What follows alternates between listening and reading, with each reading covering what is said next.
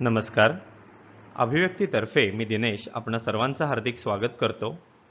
प्रतिबिंब चाचणी किंवा माझ्या अनेक लेखांमधून तसेच व्हिडिओजमधून आपण मल्टिपल इंटेलिजन्स थिअरीबद्दल नक्कीच ऐकलं असेल. तर मुळात ही मल्टिपल इंटेलिजन्स थिअरी नेमकी काय आहे? किंवा या मल्टिपल इंटेलिजन्स थिअरीनुसार आपल्यामध्ये असणारे इंटेलिजन्सेस समजून घेणं आपल्या कसं फायद्याचं ठरेल, या सर्व गोष्टींविषयी आज आपण थोडक्यात माहिती घेणार आहोत. एकूण ही सिरीज 9 व्हिडिओजची आहे, ज्यामध्ये सर्वप्रथम मल्टिपल इंटेलिजन्स थिअरीचं इंट्रोडक्शन आणि त्यानंतर 8 महत्त्वाचे इंटेलिजन्स यांची सविस्तर माहिती आपण दिलेली आहे. तर सुरुवात करूयात इंट्रोडक्शन ऑफ मल्टिपल इंटेलिजन्सला. डॉक्टर हॉवर्ड गार्डनर यांची ही थिअरी आहे. साधारण 1983 मध्ये फ्रेम्स ऑफ माइंड या आपल्या पुस्तकात डॉक्टर हॉवर्ड गार्डनर या अमेरिकन मानसशास्त्रज्ञांनी ही थिअरी पहिल्यांदा सर्वांसमोर मांडली.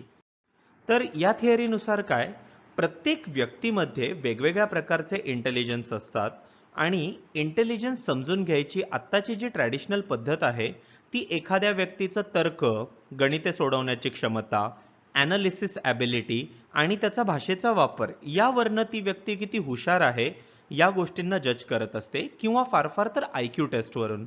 पण गार्डनर यांच्या मते प्रत्येक व्यक्तीमध्ये एकाच वेळी हे 9 इंटेलिजन्स अस्तित्वात असतात आणि त्या इंटेलिजन्स ह्या एकत्र एकसंगत होऊन वावरत असतात आणि त्याच इंटेलिजन्स प्रमाणे त्याचं दैनंदिन आयुष्य, त्याची लर्निंग आणि त्याचबरोबर त्याला कुठे इंटरेस्ट असेल या गोष्टी समजून घेणं अगदी सहज सोपं होतं. तर या 9 इंटेलिजन्स पैकी 8 इंटेलिजन्स जे आहेत हे दैनंदिन जीवनाच्या दृष्टिकोनातनं खूप महत्त्वाचे आहेत. जो 9वा इंटेलिजन्स आहे त्याला एक्झिस्टेन्शियल इंटेलिजन्स असं म्हणतात आणि ज्या इंटेलिजन्स अनुसार आपलं अस्तित्व का आहे किंवा अध्यात्म, स्पिरिच्युअल कलेक्शन या सगळ्या ज्या गोष्टी आहेत या 9व्या इंटेलिजन्समध्ये येतात. त्यामुळे आपण विद्यार्थ्यांच्या किंवा एखाद्या व्यक्तीच्या दैनंदिन आणि व्यावहारिक आयुष्याच्या दृष्टिकोनातनं प्रमुख 8 इंटेलिजन्स जे आहेत ते इथे घेतलेले आपल्याला आढळतात. तर हे 8 इंटेलिजन्स कोणते? तर सर्वप्रथम येतो म्युझिकल इंटेलिजन्स. मुळात यांचा असा कोणता क्रम नाहीये, आपण अगदी कुठूनही सुरू करू शकतो, कुठूनही शेवट करू शकतो.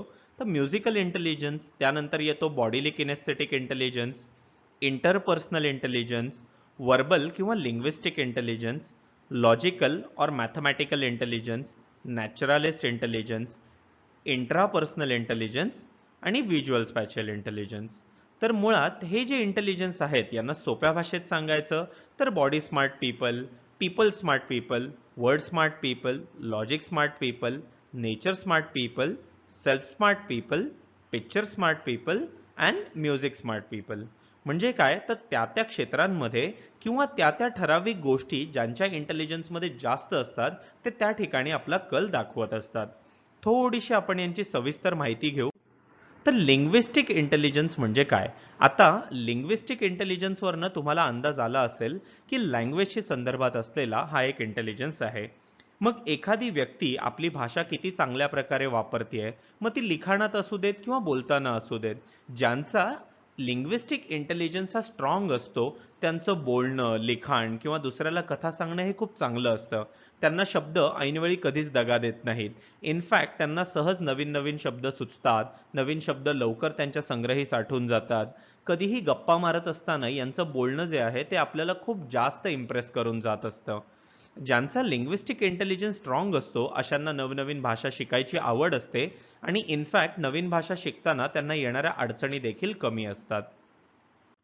यानंतर आपण पाहूयात लॉजिकल किंवा मॅथमॅटिकल इंटेलिजन्स. आता लॉजिक आणि मॅथमॅटिक या दोन शब्दांवरूनच तुम्हाला अंदाज आला असेल की हा तर्क आणि गणित या दोन विषयांसंदर्भातचा इंटेलिजन्स आहे. मग हा इंटेलिजन्स काय करतो, तर एखादी व्यक्ती एखाद्या गोष्टीचे तर्क किती सहज समजून घेऊ शकते हे दर्शवतो. दोन गोष्टींमध्ये नेमकं लॉजिक काय आहे, दोन गोष्टी एकमेकांशी संबंधित कशा आहेत, या गोष्टींचा अंदाज बांधून किंवा या गोष्टी योग्य प्रकारे समजून घेऊन कुठल्याही प्रकारचा प्रॉब्लेम सॉल्व्ह करणं हे यांचं प्रमुख काम असतं. मग ज्यांचा लॉजिकल मॅथमॅटिकल इंटेलिजन्स हाय असतो त्यांचं गणित खूप चांगलं असतं. अल्जेब्रिक इक्वेशन्स म्हणजे बीजगणितातली गणितं सोडवणं, फॉर्म्युला समजून घेणं, पझल्स शब्द म्हणजे कोडी जी आहेत गणितेशी रिलेटेड कोडी समजून घेणं, विज्ञानातल्या गोष्टींची कारणं तर्क सहज समजून घेणं, हे या व्यक्तींच्या ठायी आपल्याला सहज आढळून येतं. यानंतर येतो तो व्हिज्युअल किंवा स्पॅशियल इंटेलिजन्स. आता व्हिज्युअल या शब्दावरनं एखादी गोष्ट आपल्यापासून किती लांब आहे ते दिशाज्ञान समजून घेणं, दोन गोष्टींमधलं अंतर जे आहे त्यांचं ज्ञान योग्य प्रकारे समजून घेणं, एखाद्या ठिकाणी कोणता रंग, कोणती आकृती किंवा कोणत्या वस्तू चांगल्या दिसतील हे समजून घेणं, हे सर्व व्हिज्युअल इंटेलिजन्सच्या अंतर्गत येतं. मग ज्यांचा व्हिज्युअल इंटेलिजन्स स्ट्रॉंग असतो त्यांची चित्रकला, डिझायनिंगची अबिलिटी, त्यांना भूमिती किंवा ज्या डायग्राम्स आहेत, आकृत्या आहेत, अगदी विज्ञानातल्याही आकृत्या झाल्या त्या समजून घेणं अगदी सोपं जातं. एखादा नकाशा असेल काढलेला, तर तो नकाशा कसा आहे, कुठून कुठे कसं जायचंय हे त्या नकाशाकडे पाहून त्यांना अगदी सहज समजतं. त्यानंतर येतो तो म्हणजे बॉडीली किनेस्थेटिक इंटेलिजन्स. आता बॉडीली किनेस्थेटिक किंवा बॉडीली या शब्दावरनं तुम्हाला अंदाज आला असेल की आपल्या शरीराद्वारे होणाऱ्या क्रिया किंवा आपल्या शरीराच्या होणाऱ्या हालचाली या किती व्यवस्थित होतात किंवा किती सुयोग्य प्रकारे होतात ते या इंटेलिजन्सवरती अवलंबून असतं. आता या इंटेलिजन्सचे मुळात दोन छोटे प्रकार आहेत किंवा दोन उपप्रकार आहेत. ते कोणते? तर एक आहे फाईन मोटर स्किल आणि दुसरा आहे gross motor skill. Fine motor skills किंवा फाईन मोटर ऍक्टिव्हिटीज म्हणजे बोटांच्या नाजूक हालचाली, ज्यामध्ये हस्ताक्षर आलं, चित्रकलेतल्या रेषा रेखाटणं आलं किंवा रंगकाम करताना अगदी 1 mm ही रंग ज्यांचा बाहेर जात नाही त्यांचे फाईन मोटर स्किल्स चांगले असतात. तर त्याचबरोबर दुसरे येतात ग्रॉस मोटर स्किल, म्हणजे शारीरिक हालचाली योग्य प्रकारे करणं. बघा, शाळेत असताना आपण पाहतो की काही मुलं 2-2 जिने सोडून उतरतात किंवा सायकल चालवताना अगदी सहज कुणालाही ओव्हरटेक करतात किंवा अगदी इझिली त्यांना आपल्या बॉडीची पूर्ण हालचाल करता येते. स्पोर्ट्समध्ये खूप चांगले असतात, त्यांच्या डान्सच्या ज्या मूव्ज आहेत त्या खूप चांगल्या असतात. तर अशा व्यक्तींचे किनेस्थेटिक स्किल्स जे आहेत ते खूप जास्त स्ट्रॉंग असतात. तर हा इंटेलिजन्स एकूणच एखाद्या व्यक्तीची शारीरिक क्षमता किंवा शारीरिक हालचालींची क्षमता दर्शवत असतो. यानंतर येतो तो म्युझिकल इंटेलिजन्स. आत्तापर्यंत म्युझिकल इंटेलिजन्स हा आपल्याकडे खूप जास्त सप्रेस केलेला इंटेलिजन्स मी समजतो. याचं कारण एखाद्या घराण्यात जर कोणी गात असेल, तर मुलगी असेल तर आईची हौस, हे आपण पु ल देशपांडेंच्या तोंडून ऐकलेलं आहे. मुळात गायन म्हणजे काय? तर मला करायचं होतं, माझं राहून गेलं म्हणून मी माझ्या मुलांकडनं करून घेईन. किंवा एखादा चांगला गात असेल तर त्याला सतत म्हणायचं, अरे हे तर ठीक आहे, हॉबी म्हणून ठीक आहे, करिअरचं काय? तर मुळात म्युझिकल इंटेलिजन्स हा समजून घेणं खूप गरजेचं येतं. एखादी व्यक्ती म्युझिक किंवा ताल आणि सूर, लय यांना किती चांगल्या प्रकारे समजून घेते आणि त्याचा किती चांगल्या प्रमाणात वापर करते हे म्युझिकल इंटेलिजन्सवरती अवलंबून असतं. तर ज्यांचं म्युझिकल इंटेलिजन्स चांगलं असतं ते कधी कधी गाण्यात चांगले असतात, त्यांना सांगीतिक वाद्य वाजवायला जमतात, म्युझिक कंपोज करता येतं. आता हे गरजेचं नाही की प्रत्येक म्युझिकल इंटेलिजन्स स्ट्रॉंग असलेला व्यक्ती गाण्यात चांगला असेल, परंतु त्यांना गाणं हे चांगल्या प्रकारे समजून घेता येतं. त्यांना एखादा सूर चुकीचा होतोय किंवा कोणीतरी गात असताना अचानक बेसूर होतोय, एखादी नोट चुकीची आहे, असं सहज वाटू शकतं. संगीत किंवा रिदम समजून घेण्याची समज हा आपला म्युझिकल इंटेलिजन्स असतो. यानंतर येतो तो आपला इंटरपर्सनल इंटेलिजन्स. आता हा इंटेलिजन्स फार महत्वाचा आहे. ही इंटेलिजन्सची जी काय इकाई आहे किंवा हा जो प्रकार आहे, ही आपण दुसऱ्या व्यक्तीसोबत किती इफेक्टिव्हली इंटरॅक्ट करतो ही गोष्ट ठरवत असते.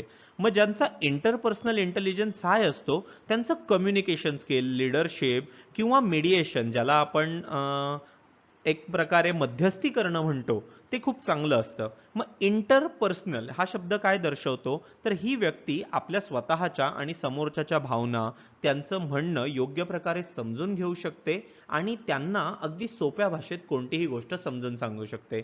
एक छोटंसं उदाहरण घ्यायचं तर बघा, आपल्या प्रत्येकाच्या घरात एक नातेवाईक असे असतात की जे अगदी म्हाताऱ्या व्यक्तींसोबत सुद्धा मिक्स होतात आणि अगदी लहान मुलांसोबत सुद्धा त्यांच्या वयाचे होऊन जातात. म्हणजे मी पुलंचा खूप मोठा चाहता आहे. तर पुलंच्याच अगदी कथाकथनांप्रमाणे सांगायचं तर हरितात्यांचं इंटरपर्सनल इंटेलिजन्स खूप स्ट्रॉंग असणार आहे. का? तर हरितात्या हे अगदी लहान मुलांपासनं अगदी पुलंच्या आजोबा, तत्कालीन त्या कथानकातल्या आजोबांसोबत सुद्धा इतिहासावरती चर्चा करत होते. तर इंटरपर्सनल इंटेलिजन्स हा व्यक्तीचे कम्युनिकेशन, लीडरशिप या अबिलिटीजसाठी खूप महत्वाचा आहे. त्यानंतर येतो तो इंट्रापर्सनल इंटेलिजन्स. आता इंटरपर्सनल वरनं तुम्हाला समजलं की हा बाह्य अंगाशी किंवा बाह्य जगाशी डील करणारा इंटेलिजन्स आहे. तर इंट्रापर्सनल हा अंतर्गत गोष्टींशी किंवा एखाद्या व्यक्तीला अंतर्मुख होण्याशी भाग पाडणारा इंटेलिजन्स आहे. मग एखादी व्यक्ती स्वतःच्या भावना, स्वतःचे विचार किती चांगल्या प्रकारे समजून घेते, स्वतःला किती योग्य प्रकारे समजते, स्वतःचं अवलोकन त्या व्यक्तीचं किती चांगलं आहे हे या इंटेलिजन्सवरती ठरत असतं. मग हे जे व्यक्ती आहेत हे सतत एखाद्या गोष्टीनंतर आपण ते योग्य केलं का, तिथे आपली चूक होती का, कशा प्रकारे आपण ही गोष्ट केली असती तर ती अधिक चांगल्या प्रकारे झाली असती, ह्याचा सतत विचार करत असतात. हे सतत स्वतःचं अवलोकन करत असतात. इनफॅक्ट ज्या व्यक्तींचा इंट्रापर्सनल इंटेलिजन्स जास्त असतो असे व्यक्ती ह्यांना माहीत असतं की आपण कोणती गोष्ट करू शकतो आणि कोणती गोष्ट करू शकत नाही. त्यामुळे सतत ते स्वतःच्या डेव्हलपमेंटच्या दृष्टिकोनातून प्रयत्न करत असतात. यानंतर येतो तो शेवटचा पण खूप महत्वाचा असा नॅचरलिस्टिक इंटेलिजन्स. मग एखादी व्यक्ती हे जे आजूबाजूचं नॅचरल वर्ल्ड आहे, म्हणजे अगदी झाडं, पानं, फुलं, ॲस्ट्रॉनॉमिकल इव्हेंट्स, अवकाश, या सर्व गोष्टींना समजून घेण्याचा प्रयत्न कसा करते, वेगवेगळी झाडं, प्राणी यांना समजून कशी घेते, निसर्गातल्या नानाविध गोष्टी समजून घेण्याचा किती बारकाईने प्रयत्न करते, निसर्गात आपल्यामुळे, माणसांमुळे किंवा अन्य गोष्टींमुळे होणारे प्रॉब्लेम, जसे अचानक होणारं प्रदूषण किंवा माणसांनी तयार केलेल्या अनेक समस्या आणि त्यामुळे पर्यावरणाचा होत चाललेला ऱ्हास, या सगळ्या गोष्टी किती चांगल्या प्रकारे समजून घेते हे त्या व्यक्तीचं नॅचरलिस्टिक इंटेलिजन्स दाखवत असतं. म्हणजे समजा की एखादा व्यक्ती जो आहे त्याला आकाशातल्या खगोलशास्त्रीय इव्हेंट्स बद्दल खूप जास्त अट्रॅक्शन आहे, तर अशा वेळी शक्यता असते की त्या व्यक्तीचं नॅचरलिस्ट इंटेलिजन्स जे आहे ते त्यावेळी स्ट्रॉंग असतं. मुळात हा इंटेलिजन्स फार महत्वाचा आहे की शेवटी निसर्ग आणि आपण हे एकमेकांना पूरक असं कॉम्प्लिमेंटरी काम करत असतो. आपल्या आधीच्या पिढ्यांमध्ये कुठेतरी IQ वरती खूप जास्त फोकस झाल्यामुळे निसर्गाचा होत चाललेला ऱ्हास आपण पाहिलेला आहे. तर आजच्या घडीला हा इंटेलिजन्स सुद्धा खूप महत्वाचा ठरतो, कारण निसर्ग हा आपल्यासाठी खूप काही करत असतो आणि आपण देखील त्याची आपल्या घरातल्या सदस्याप्रमाणे निगा राखली पाहिजे, हे दर्शवणारा हा इंटेलिजन्स. मुळात हे 8 इंटेलिजन्स समजून घेणं एखाद्या व्यक्तीसाठी खूप जास्त महत्वाचं असतं. काय होतंय की ट्रॅडिशनल एज्युकेशन सिस्टम मध्ये जसं मी म्हटलं तसं IQ ला खूप जास्त महत्व आहे. पण ज्यावेळी एखादी व्यक्ती IQ म्हणजे आपले problem solving skills, mathematics, logic यांच्या पलीकडे जाऊन आपल्या इंटेलिजन्स मधले वेगवेगळे पैलू जे आहेत ते एक्सप्लोर करू लागेल, ते समजून घेऊ लागेल, तेव्हा त्याला स्वतःची डेव्हलपमेंट एका डेव्हलप्ड पर्सनॅलिटीकडे, एका विकसित व्यक्तिमत्वाकडे घेऊन जाणं सहज होऊन जातं. त्यामुळे आपण मल्टिपल इंटेलिजन्स थिअरीला प्रमाण समजतो. मल्टिपल इंटेलिजन्स थिअरीमध्ये हार्वर्ड गार्डनर यांच्याकडनं अजून नवीन काही ॲडिशन्स सुरू आहेत. जसजसे ते ॲडिशन ॲड होत जातील तसतसे आपण ते आपल्या सिस्टममध्ये, आपल्या वेबसाईटवरती आणि आपल्या रिपोर्ट्समध्ये ॲड करणार आहोत.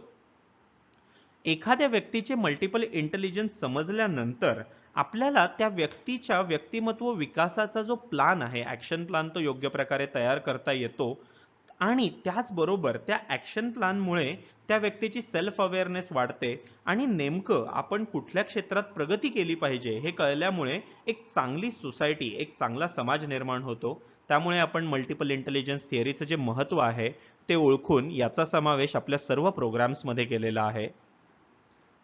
यानंतरच्या पुढच्या प्रत्येक व्हिडिओमध्ये एक एक इंटेलिजन्स घेऊन त्याबद्दल त्याची सविस्तर माहिती, म्हणजे त्या इंटेलिजन्स प्रमाणे एखाद्या व्यक्तीचे कॅरेक्टरिस्टिक्स, गुणधर्म कसे असतील, त्या व्यक्तीने कशा प्रकारे आपले इंटेलिजन्स वाढवले पाहिजेत, तो इंटेलिजन्स जो आहे तो तसाच अबाधित राहावा म्हणून काय प्रयत्न केले पाहिजेत, कुठल्या गोष्टी अवॉइड केल्या पाहिजेत, या सर्व गोष्टी आपण सविस्तर मांडणार आहोत.